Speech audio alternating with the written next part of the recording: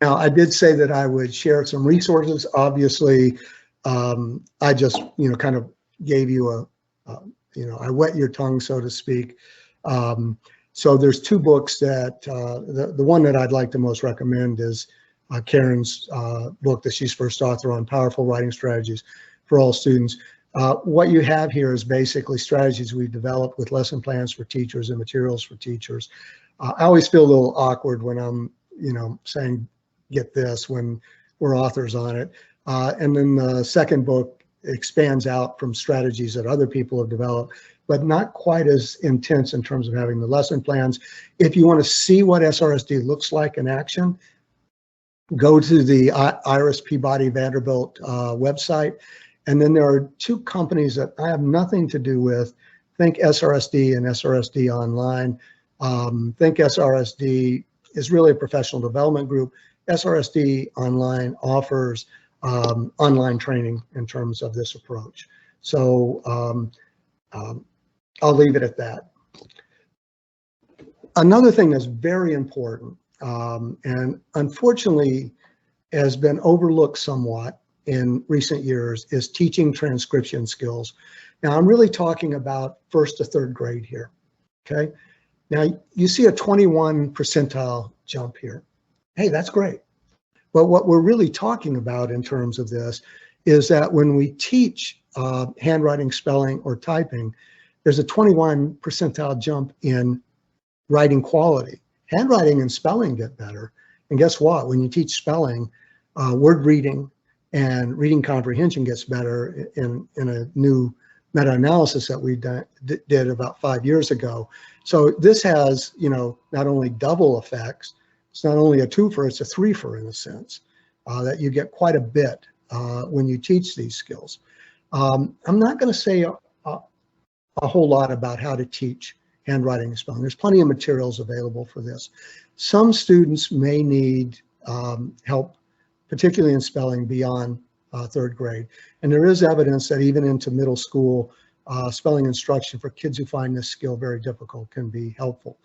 I also want to say I had a daughter who just hated writing, and it was because of handwriting and spelling. And she's quite a good writer, but she basically, starting in about 3rd or 4th grade, we moved to digital tools, and it made all the difference in the world for her. So I want you to keep that in mind as an option for kids who find these transcription skills very difficult. I know that there was a question in the last session about sentence construction skills.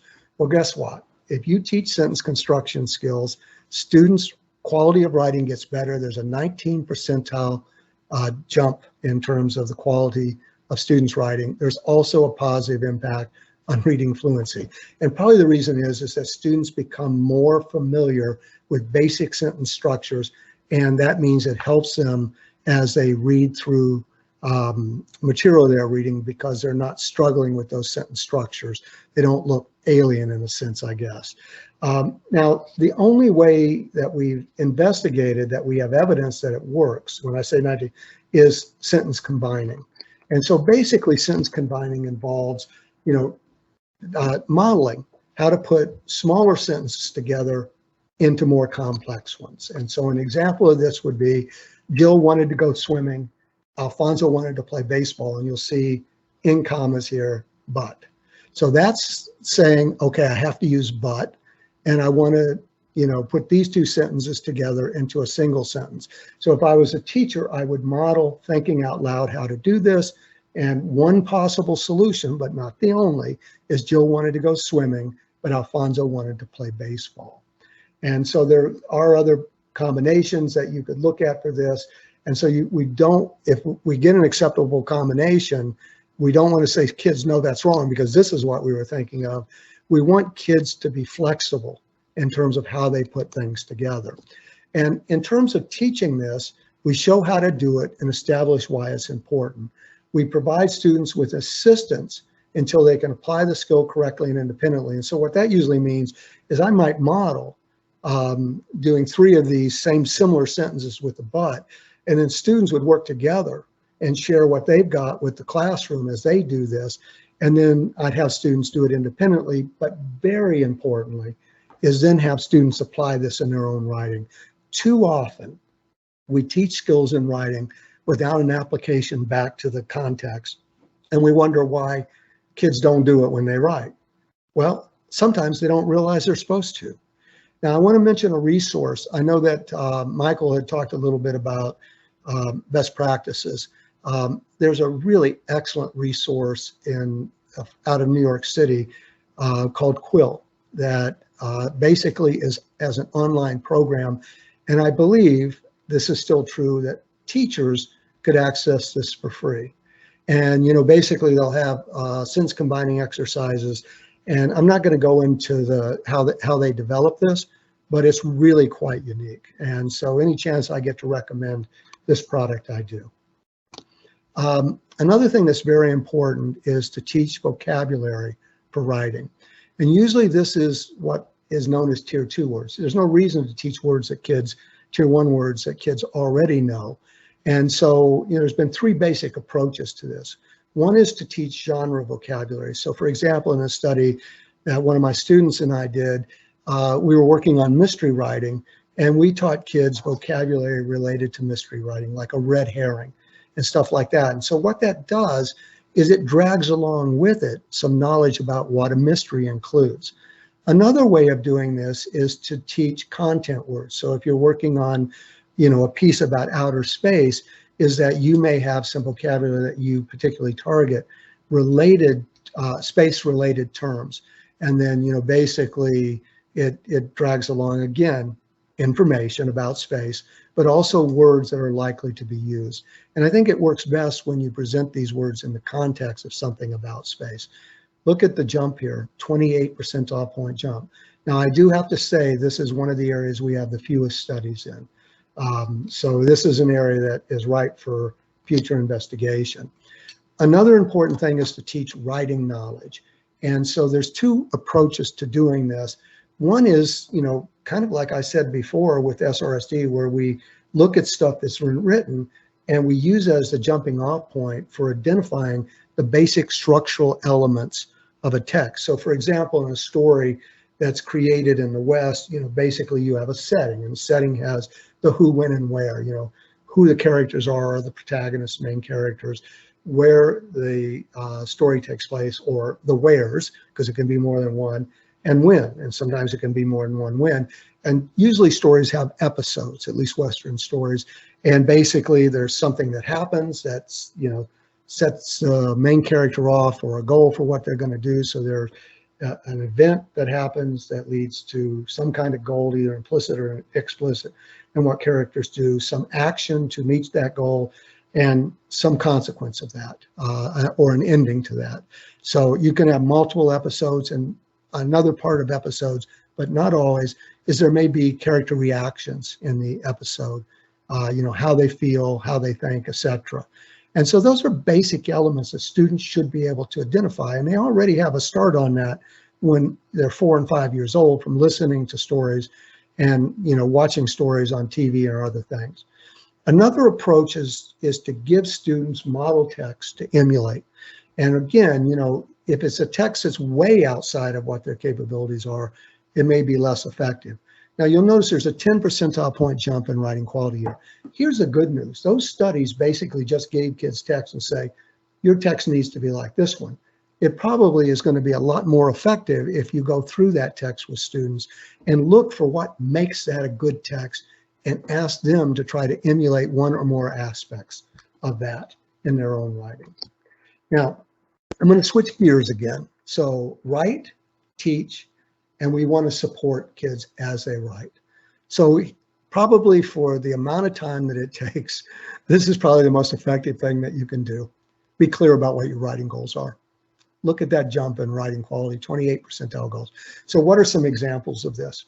So if I want students to spend more effort on revising for content, then instead of just simply saying write to make your paper better, let's say I have a student that doesn't have a lot of ideas in his text, then I might set a goal to add 3 things to your paper, 3 new ideas to your paper. As simple as that. Because what that does is then it focuses in on substance, and it focuses in on something that will likely be helpful to the kid. Or it might be to add 3 explanations to your reasons at different points with the student making choices. Or if it's upfront, it might be sure to make sure that students, the goal is to, like kind of the example I gave with tree, at least 3 reasons and refute 2. What usually happens is kids don't refute. So a reminder, if you're clear about what you expect, you're more likely to get it. So that's a simple thing to do. Now, there are times when you may not want to do that. So I also want you to keep this in mind. Not everything that we do is always for every situation. So I'm going to go back to the teacher college stuff. I'm a great believer in choice, but if you ask me what the literature says about choice in writing, it's not very positive, okay? There's been about 11 or 13 studies done. About 8 of them found no effects for choice, all the way up through college. 3 found either neutral or positive effects. So, the God's honest truth is choice doesn't always work in all situations. We want to be strategic when we use choice. We want kids to have choice. And we also want to realize that some kids don't do as well with choice. They may have a great deal of difficulty choosing something when it's wide open. So sometimes providing students with 3 choices and they have to choose one can be very effective for kids who have difficulty making a decision. So we scaffold that and then we start moving them to making choices on their own. But choice or writing goals don't need to be done every time. Peers working together to compose. So that's a 31 percentile jump. This is really powerful. And this is about peers working together when they plan, draft, or revise their compositions. So I want to make a really clear point here. This isn't just throwing kids together and saying, work together. This is actually giving them a strategy and teaching them a strategy for doing so. So for example, for something like revising with little kids like this that you see in the picture here, I might model for them how they could give feedback to another student by going through their paper. In any place that they're unclear, they put a question mark. In any place that they think more information could be useful, they put a caret. And so we only focus in on 2 things. Could be more, but in this case, example is 2 things. And then what we do is we model about how to give feedback. And you start by saying 3 things that you like, or 2 things, or 4 things, whatever, but what you like. And then you move through this as a conversation. I really like this story about, your trip to Vermont, but I didn't quite understand how you got there, where my question mark is. Can you tell me more? And so it's like a conversation between the audience and the writer. So that would be one example of how to do this. But we want to be sure students have a way or a plan for how they're going to engage in planning, drafting, or revising together. We can also use pre-writing activities, which, basically these are graphic organizers for the most part, but they can also be as simple as having students read source material to get ideas. And so we get a pretty good jump for that as well. And another form of support is assessment. So when we give students feedback, whether it's from peers or from the teacher, there's a good jump in writing quality. When we teach kids how to self-assess their own writing, there's a positive jump as well. Now, in this case, I want to give a couple of caveats. And I want to be really clear. These are not research-based. These are Steve's opinion pieces, so to speak. Too much feedback can be debilitating to students. So, often what we think is that we think of every piece of writing as the end of the world. We got to make this piece of writing perfect. If our kids are writing a lot, then that's not the case. We should be thinking about gradual improvement over time. And so when we give feedback, be sure that, the second point, celebrate students' accomplishments and direct attention in a constructive manner to the aspect of text most in need of revision. So I may only give feedback on 3 things that's constructive. I might say what I like and then say, have you thought about this here? Have you thought about that there?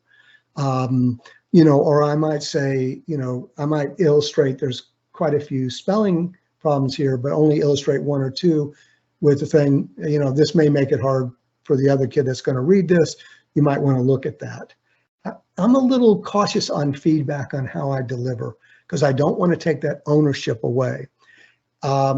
Feedback also may not always lead to instruction, but in some instances, when we see something in text that needs to be addressed to make the text better, don't assume that students always have the skills to do so.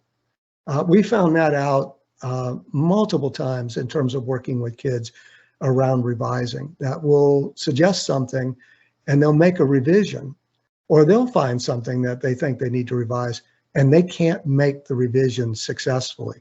So instruction, feedback should lead to instruction in many emphasis. And then finally, I think we're brain dead when it comes to feedback. We treat each paper as a singular and unique event. I did a workshop in Texas a number of years ago with 500 teachers, and I had them pair up and look at a piece of writing by a kid with learning disabilities and ask them what feedback they'd give. We hadn't talked about feedback at all. About an hour later, I had them look at a second piece by the same kid written a week later. Out of 500 teachers, only 2 teachers connected to 2 pieces of writing. It was as if even though it was from the same student, they knew it was a week later, they could only focus in on what was done there. Now, obviously, if I give feedback one week about something and then the next week I see the kid is, doing the same thing again, well, that should raise some concerns. But let's say the kid has done something to address that. I want to be sure now to give feedback that celebrates that accomplishment. I want these things to be connected as much as possible. Now, I realize that's hard to do when you have a lot of kids in your classroom, but it doesn't have to be on everything. It could be on one single thing that you make that connection. Another piece of support is word processing. When students can type at a reasonable speed, we don't know exactly what that is, but if you ask me my best guess, it'd probably be 20 words per minute. Basically, if you just move from word processing to handwriting, there's about an 18 percentile point jump in the quality of their writing. And that's probably because it's easier to make revisions as you go.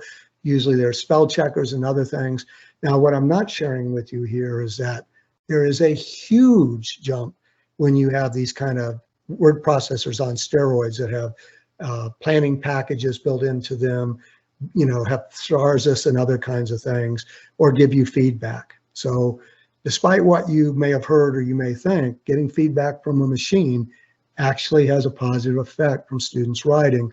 And I suspect in your lifetime, not necessarily mine, you will see that machines become even greater partners in the writing process with kids. And that'll be part of what your job is going to involve, is writing with technology. Okay, so we talked about writing, we talked about teaching, we've talked about supporting. We also want to connect writing to reading and learning. So when we use writing to support students' understanding of what is read, that means basically you write about what you read.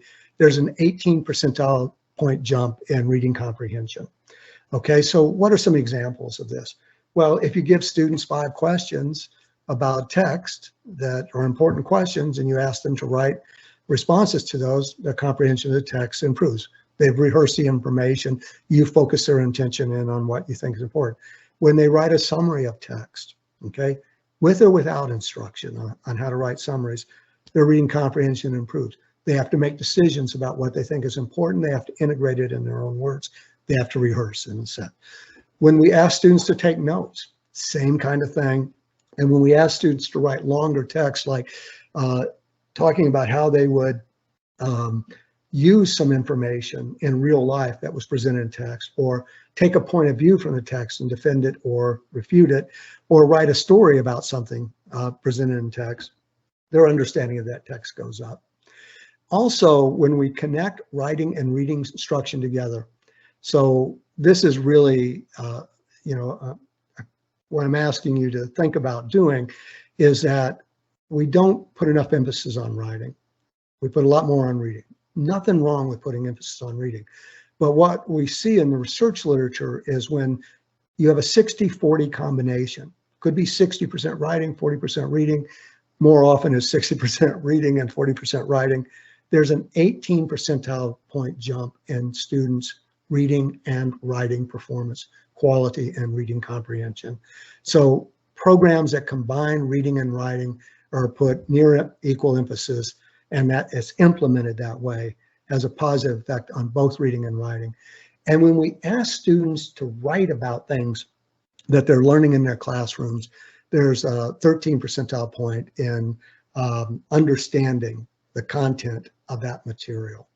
Now, there's a lot of different ways that that's been investigated. That can be, using graphic organizers, to write out what you've learned.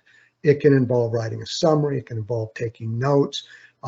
It can involve journal writing where, you think about what you learn and you focus in on one thing. Almost any form of writing that you think of that connects to that text can potentially have an effect in terms of improving content learning.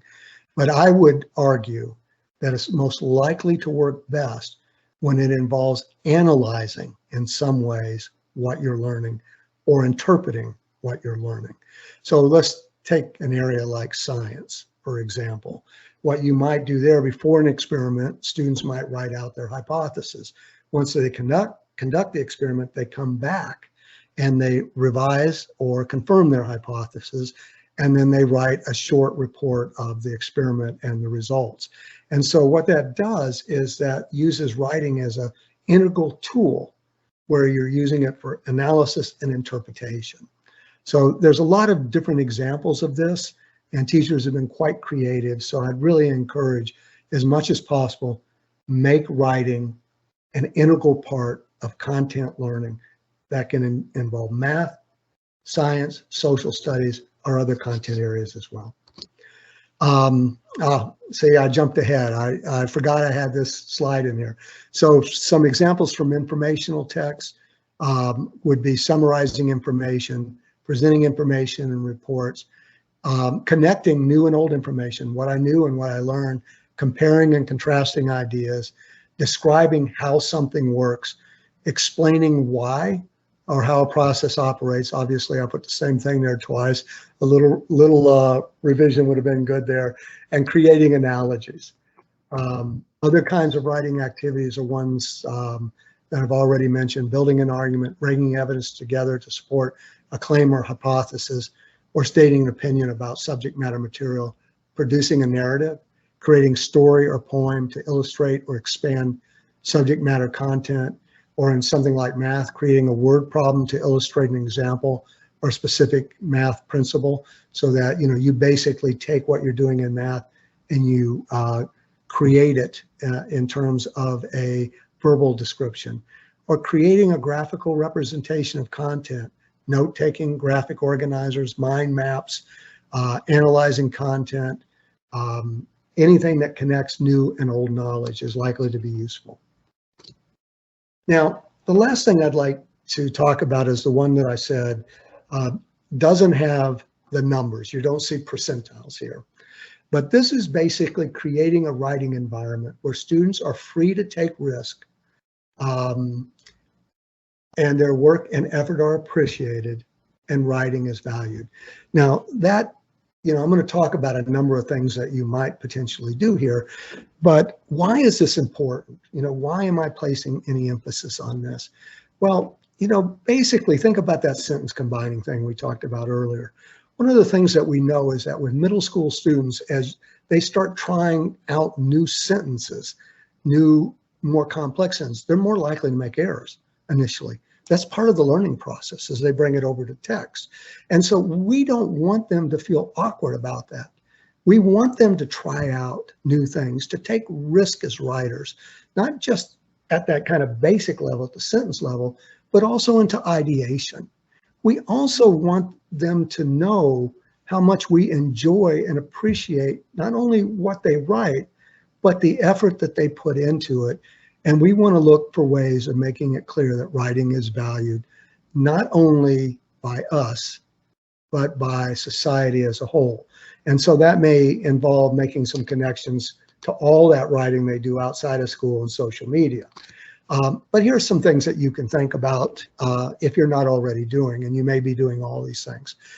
Teachers should participate as members of the community by writing and sharing their own writing. I'd really encourage this. The National Writing Project in the U.S., this is a cornerstone. Even though I was a little negative about writing choice before, writing choice is an important component of creating an environment in which students can make their own decisions, have ownership, and take risks. Praise students' efforts and accomplishments, okay? I don't honestly see this enough. Write for real purposes, which we talked about. Publish students' writing and extend the community beyond the classroom. Today, it's easy to share what you write with people in other communities because it can be sent digitally. Set realistic but challenging goals for students. You know, what I sometimes see, especially for kids with special needs, is that we set goals, but they don't push the envelope a little bit. And it's the little bit that's important here. You don't want to set goals that are so challenging the student gives up, but we want to constantly be pushing students just a little bit to do better, to raise their game, so to speak. We want to create a positive classroom where students are encouraged to try hard, believe that what they're learning helps them to write well, and attribute success to effort and the tactics they're learning. As I mentioned to you, that's a critical element in the SRSD model. Develop classroom routines such as sharing writing in progress and completed papers with peers, which, with the idea of promoting positive interactions amongst students. Adapt writing assignments and instructions so that they're appropriate to students' interests and needs. Not everybody needs to do the exact same assignment. And that's not only important for students who find writing challenging, but I would also argue for our high flyers in our classroom. You know, they need challenge, and connect writing in and out of school. Now, I talked all about writing, and obviously that's what I'm paid for, so to speak. But I love this statement from a 7-year-old kid, and it goes with this last point about creating a positive climate. So this is from a 7-year-old, stuff for a good teacher. Loves her kid, helps you out, always has a smile, is fair, full of surprises, likes to laugh, tries her best, listens to her heart. So, I just, it's a great thing from a 7-year-old, but it's a great thing for anybody from, 21 to 75 who's a teacher. And then, what I'm suggesting to you in some instances, you may be doing everything I've suggested already, but if you're not, it takes work. It takes effort on our part. And so why bother? And I love this from a 17-year-old Tiffany.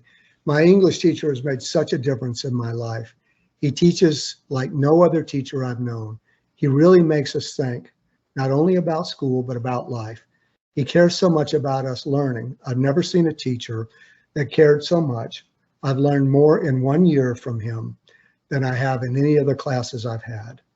And so, I think one of the things that by ending with these last two slides is I want to point out it's not only important that we have the tools to be successful as teachers, which I do think we have a good sense of what works in terms of teaching writing, but in a sense, we have to have the heart to make the difference so that, years later, when kids say, they talk about their teachers, it's you that they're pointing to that made a difference in their life. And I'll tell you a final reason why I think this is important. When I do an in-person workshop, almost always I start, somewhere around the start, I'll ask the question, how many of you had one really great writing teacher? And most hands in say that 500 people in Dallas on revision workshop, 475 hands go up. When I ask how many had two really good teachers across their 12 grades, it drops down to about 100. And when I say three, I'm lucky if there's still 3 handstanding. So, this is an area in which I think kids don't feel, even teachers don't feel that they get, the best of teaching. This is an area you can make, if you want to be Tiffany's teacher, this is an area that you can do that in. So with that said, I would love to take questions, and I'm always up for pushback as well. Or if you have something you would like to suggest that you like, that you particularly like, please do so. Thank you, Professor Graham, for your very informative presentation. We have about 13 minutes for questions. If someone would like to type your question in the chat box, and then I will be sharing them with Professor Graham.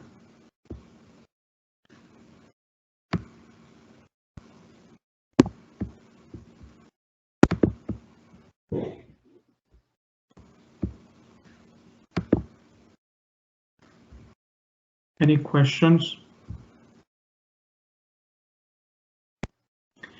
A question from St. Albert Public says, when you reference writing, are you differentiating between paper and pencil and typing, or are they interchangeable? So I don't think of them as being separate. When I just make this personal. When I compose on a word processor, for example, I'm not really thinking about the keyboard anymore, because even though I type with 2 fingers on each hand, I become fluent enough over time that I really don't think about it. And it's the same thing when I have a pen in my hand.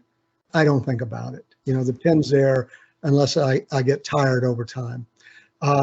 So, the real difference that exists when we're talking about typing and handwriting relates to the mode of getting ideas down. Now, I will say that with typing, you can go faster, potentially. I can't because of 2 fingers on each hand. That's all I'm using. And that can be an advantage. So I envy those that I see who touch type, and I don't do that. That would be for me, that would be a great thing. But in terms of all the other processes, it doesn't differ so much. Now, where I think it may differ a little bit more is things like speech-to-text synthesis, because there's a tendency when we speak to text to speak extemporaneously off the top of our heads, whatever comes out. That's not necessarily good writing for the most part. So there was a study done back in the 1950s that looked at expert dictators, and I'm not talking about, the political kind, but people used to use dictation machines. People who were really good at that spent 60% of their time planning in advance what they were going to write. So, that changes, that makes that one a little bit different. So I'll leave it at that. The question is also asking, what would you advise for a grade 1 teacher when the students are just learning to sound out words they want or using some high frequency words? Yeah, so, I'm actually a fan of, invented spelling. And let me give a couple of reasons why on this, and there'll be some caveats on this too. What's the most common way as adults when we're not sure about a spelling of a word? We write it down and we take a look at it, and why that works for us. That's an invented spelling, basically. And why that works for us so well is we can recognize more than we recall. So we've seen words more times often than we've written them. And so recognition precedes recall. That's a basic psychological principle. Now, when you're in first grade, that's not necessarily the case that you're going to be able to recognize if a word that you write down is correctly spelled. But the advantage to being able to do that is that you're involved in the game. You're engaged in the game of writing when you do that. Now, I would say, let me think about if I want to say this strongly. I think I will say this strongly, that we engage in educational malpractice if that's all we do. Because while invented spelling can have a positive effect on spelling growth and on word recognition or word attack skills in reading, It's not going to get you to the point to become a good speller. We need to teach spelling. We need to teach it explicitly. We need to teach it directly. I don't think there's any question in my mind about that, and I think the research is very clear. But the two can go tandem, hand in hand.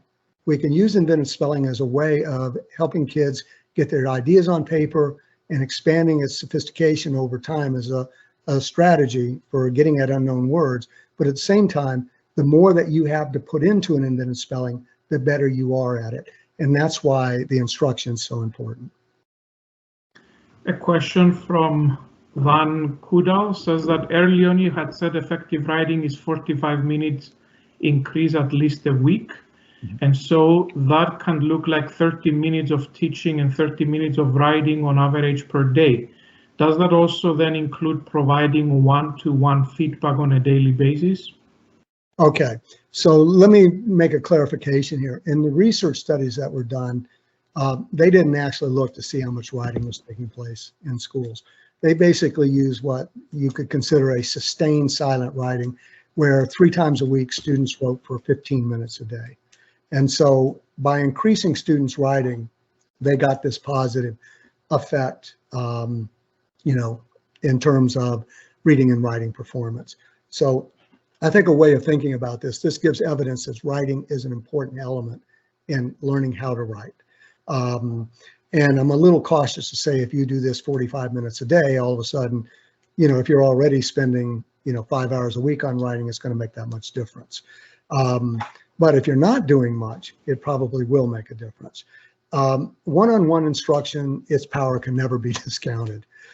So when you look at that recommendation on 30 minutes and 30 minutes from the What Works Clearinghouse, they weren't really taking, I was the chair of that panel, so this I can say without equivocation, nobody was talking about the one-on-one instruction. They were talking about what happens in the whole class. But the more individualized instruction or differentiated instruction you can build into your program, I think the better your writing program is going to be. And for kids who struggle with writing, one-on-one instruction can make all the difference in the world. Another question from Stephanie says, also in grade 1, moving beyond just spelling a couple of words in a simple sentence. What do you think that should look like? Okay, so again, I'd go back to what I just said before in terms of, let me try this in a different way. Let's think about writing for a second. If I'm going to write down a sentence, I have to have an idea, right? I have to then take that idea and put it in a form that's acceptable that you're going to understand in terms of sentence, vocabulary, etc. And then I have to transcribe it. Now, if I'm very careful, I'm going to look at that sentence and make sure that, it's written in a way that you can understand it. I'll reflect on it and change it if necessary. So if we look at writing in that most simple of forms, it already tells us that we need to make sure that we not only emphasize sentence construction and transcription skills, but we emphasize the thinking aspects of writing, which involve planning and revising and editing and those kind of things. So, if you ask me what would be really important in first grade, kids need to write. I need to teach transcription skills. I need to start working a little bit on sentences, but I also need to teach kids strategies for generating ideas and setting goals for their writing and organizing those ideas, and also to start emphasizing that we can make our writing better by revising and editing it. And I also want to be sure that I emphasize the social aspects of writing, the sharing and the working together. So those would be some things that to me would be very important in a first grade program. Or if you were my daughter's first grade teacher, I'd be saying, why are those components not there?